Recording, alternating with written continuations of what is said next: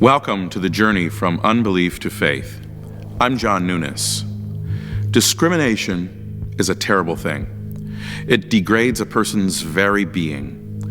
It can cause scars not seen by the world but never forgotten by the injured one. In New Orleans, during the 1950s and 60s, discrimination was rampant. It was everywhere. And to be the object of that discrimination meant you were limited as to where you could live, where you could go, and with whom you could associate. Oh, by the way, I'm not just talking about discrimination against African Americans. I'm talking about being Jewish. I was born into an Orthodox Jewish family in New Orleans, Louisiana. We lived in a predominantly Jewish community. There was, I'd say one side of the street was Roman Catholic, the other were Orthodox Jews. The reason we all lived together because we lived within walking distance of the synagogue, because you don't ride on the Sabbath, of course. So we were, in many ways, an oddity. New Orleans segregated black and white, and you could see that visually and feel that. But as a Jew, you're also segregated from where you could live to where you could go to school. There were areas that were called restricted areas and properties that were called restricted properties that Jews couldn't buy, although there was no written law against it. There were carnival clubs and buildings that Jews couldn't enter. So although there wasn't a segregation law that segregated you, you certainly felt the segregation.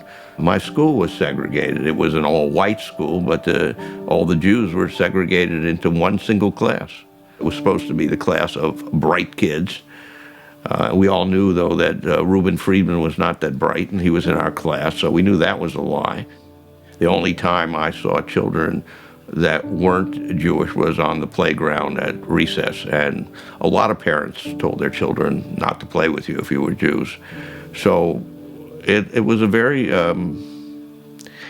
was a different kind of existence. Imagine walking to school every day and having an organized group of young children standing on the corner where the police lady is taking you across the street, yelling at the top of their lungs, Christ killer, you killed Jesus Christ. I don't even know if these children knew what they were screaming, but it was certainly intimidating to Jewish children. Jews would say this in public, but in private, they were very, very proud to believe that they had killed Jesus Christ. The only problem that Jews have with being Christ killers is they believe that they helped promote Christianity as a religion. They made Jesus a martyr. And this was nothing but a renegade rabbi who had gotten full of himself.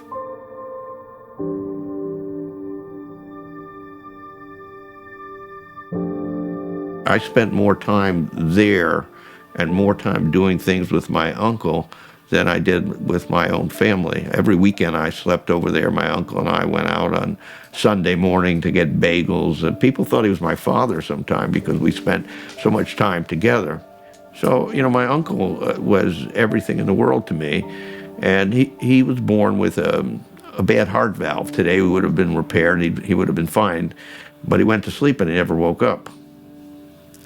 And I remember that morning really well, and my brother came to tell me that my uncle had died. And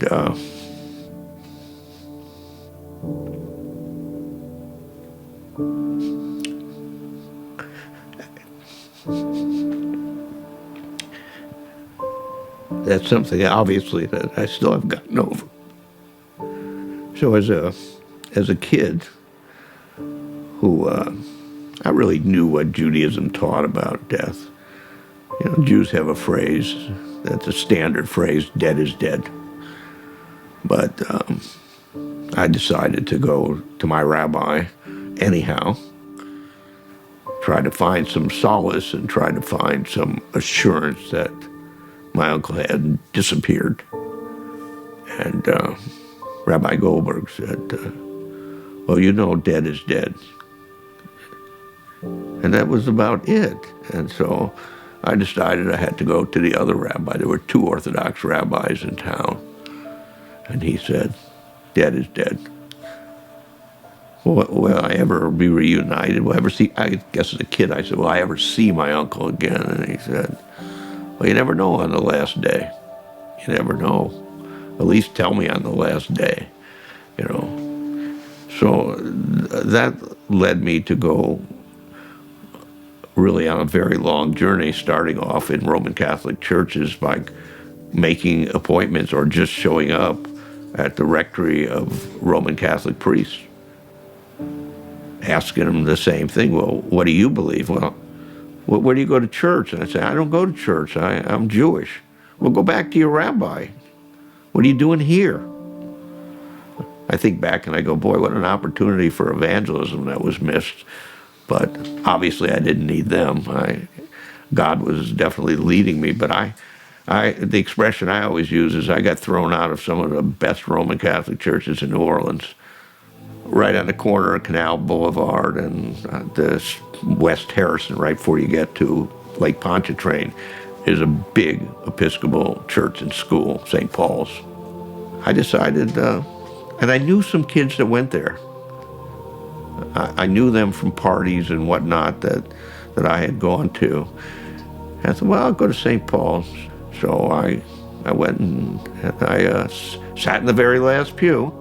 Wasn't going to be a sin if I sat there and some of the prayers didn't seem to mention Jesus, at least not too much, and I wasn't going to say Jesus, and I wasn't going to believe in Jesus. I was going to be there myself in a quiet, meditative place that sometimes I listened to the sermons were very moralistic, very ethical to me. So I was comfortable in that church. And I sat there. I literally went every Sunday for 2 years without anybody even approaching me. And today I don't know what age the young ladies were, but one of them said to me, you've been coming here, it looks like almost 2 years. You want to teach Sunday school? I looked at her and I said, teach Sunday school? I'm not a member of St. Paul's. Well, that's okay, she said. I said, well, I'm not an Episcopalian. And they said, well, that's okay too. They figured I was some other kind of Christian, I guess. And I said, but I'm Jewish. And she said, well, we'll have to talk to Father. And then nobody talked to me almost for another 2 years.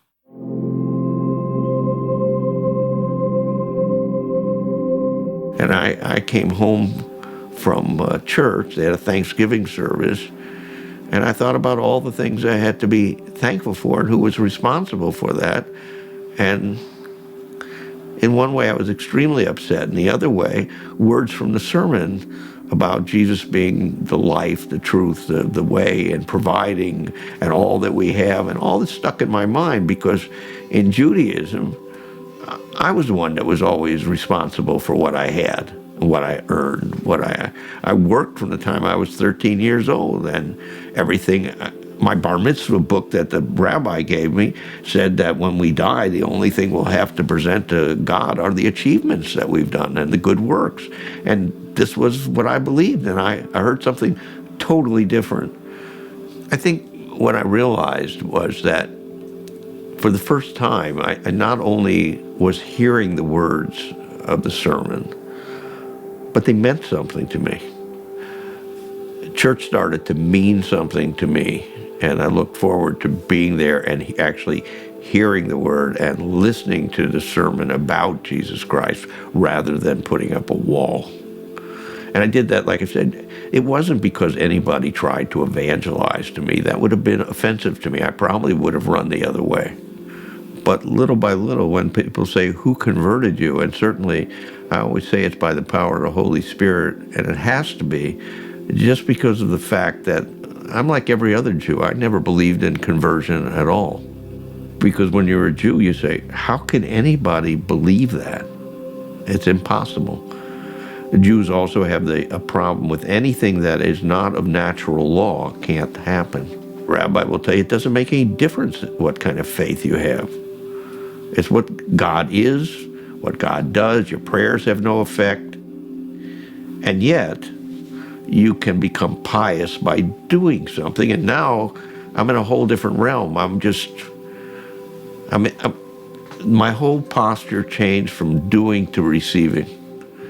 And so the crucifix started meaning an awful lot to me. Instead of, in an instance, being proud of the fact that there was Jesus on the cross, as time went on, I think I learned to be ashamed and felt guilt about it.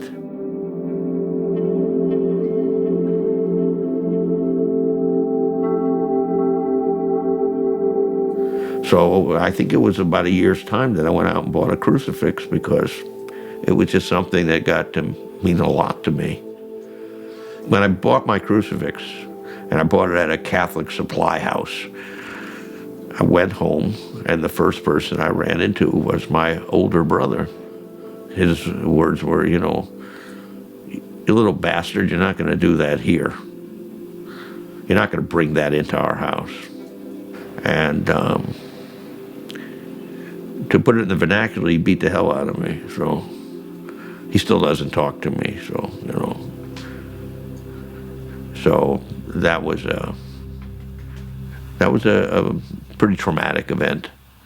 And I, looking back, would have to believe that my parents weren't too disturbed that he beat the hell out of me. So living got hard. But I knew that if I wore it in the places I went where there were Jews, or even there were Christians who thought I was pretending to be a Christian, I was going to be in trouble in New Orleans. And I was. I was constantly confronted.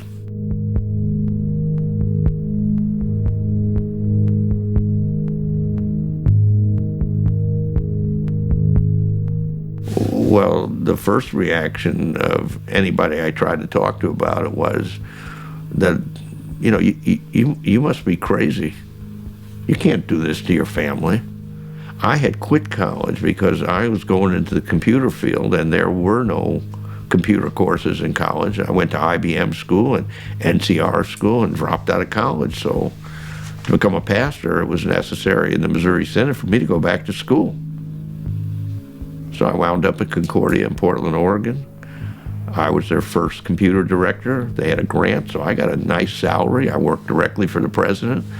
I didn't have to pay for courses because I was on the staff and faculty teaching biology labs, and as they say, the rest is history.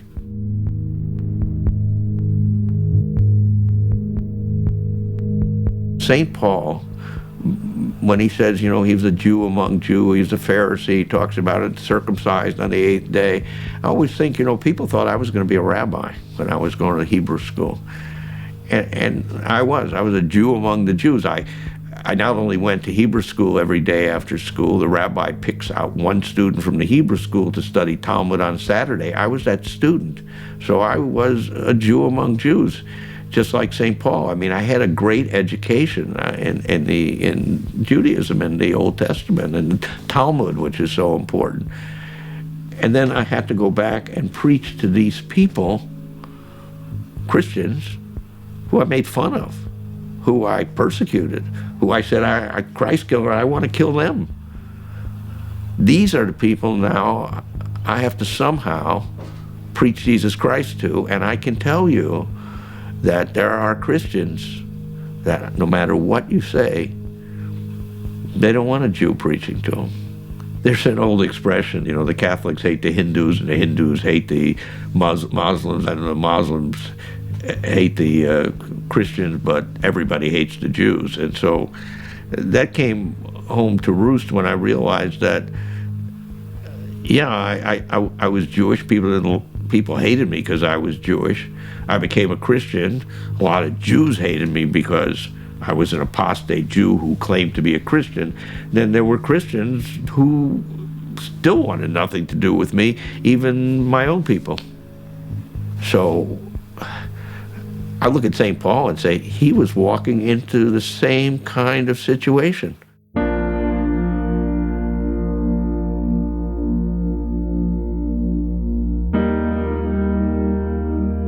All through this, I often wondered, am I going to lose my faith? I really wondered that. When am I going to say, I don't believe? And my wife will attest to it, and everybody who knows me will attest to it, that my witness has gotten nothing but stronger. My faith has gotten nothing but stronger. And as far as I'm concerned, life hasn't gotten anything but better. Through cancer, through all the different diseases, heart attacks, operations on my spine, COPD, diabetes, I could go on forever. The people I've had the opportunity to witness to, including some doctors who are now friends, I mean, it's been, I'm astounded, and it's actually fun. This is fun because people will allow me without any criticism to preach and teach Jesus Christ because they invited me. And so, I don't know, it's like that old beer commercial. I don't think life gets any better than this, except in heaven. And if it gets better than this, I'm really happy. Right now, I'm happy with a scotch, a cigar, my scripture. That's it. That's all I need.